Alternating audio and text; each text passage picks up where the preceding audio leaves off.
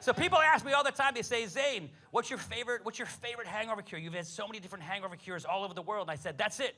The IV, that's the only cure, the only thing to wipe it out completely. I've had remedies, things that mitigate the symptoms, lessen the severity of the hangover. Like, for example, I was in Mexico, and to get rid of the hangover, I had spicy food, which is the only time I had to run to the bathroom to do a number 3. It's the one that burns. It's either 3 or 7. I'm not really sure of the numbers of them. When I was in Denmark, they told me to jump into the fjord. Now it's February. It is 10 degrees out. The fjord, the bay is 20 degrees. And they said, get naked and jump in. And I did it. I got naked, jumped in the fjord, still had my hangover, couldn't find my genitals. So that's not good for people. That's not helpful. When I went to Peru, on the way to Machu Picchu, there's a place called the Sacred Valley. And there I sat down with a medicine woman, a shaman.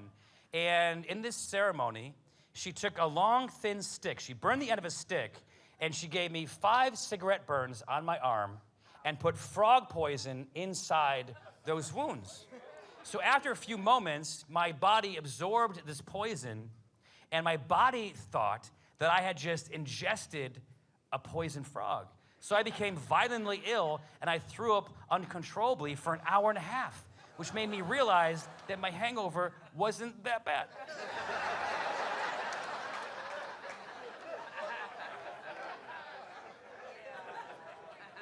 One time I got a splinter. I said to my friend Nick, I'm like, hey, can you help me with this splinter? He's like, sure, kick me in the balls. Splinter, no longer my biggest problem. That's kind of how that works. Here's one. This is the easy one. You could try this one.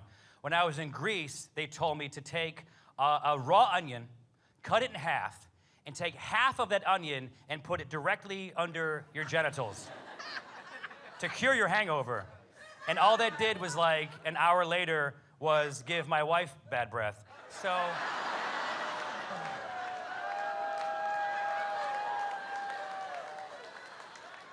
I'm gonna keep trying that one. I'll make that one stick. In Jamaica, the hangover remedy was herbal tea. And if you're like, oh yeah, my grandmother used to drink herbal tea, it's different. It's different, unless your grandmother was also your fucking weed dealer, because this was marijuana. This is ganja tea. We go down, we're in the town in the grill. We go to a place called Ted's Tea Shack, which is also Ted's house. And we go inside, and on his stove, he's got a pot with a heaping amount of marijuana in it, a giant amount of marijuana in it, simmering in a small amount of water. And when it's done steeping, he brings it outside, and he strains it into 2 teacups through an old t-shirt.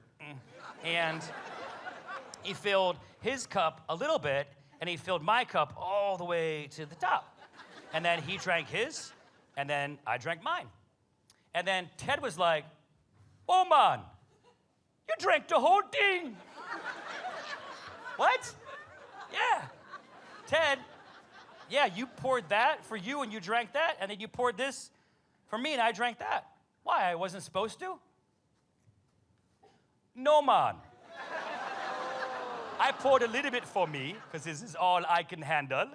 And I poured a lot for you to share with everybody.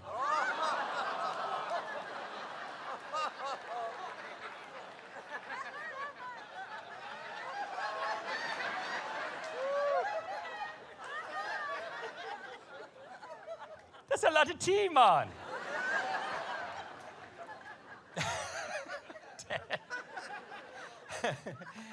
Ted, what's gonna happen to me?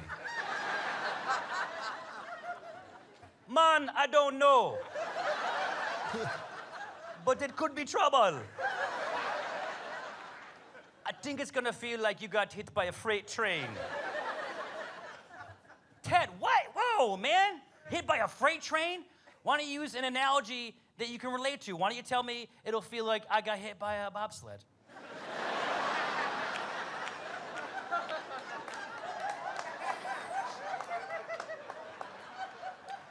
15 minutes later, and it hit me. But it wasn't what he made it out to be.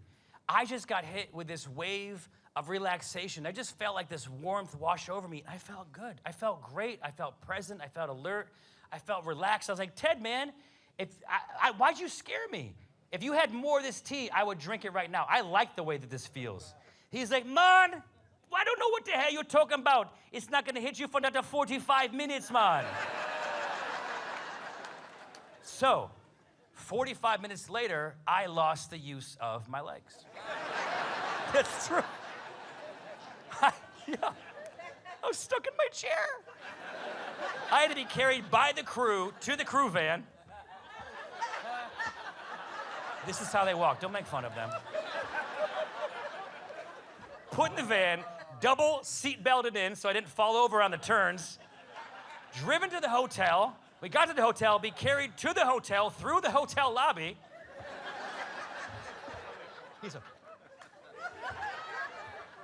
And brought to my room and laid down on my bed, which is where they left me. And I'm laying there, staring up at the ceiling, and when I could finally move my legs again, I was too afraid to get out of bed because the towel hanging on the doorknob looked like a baby ghost. Oh.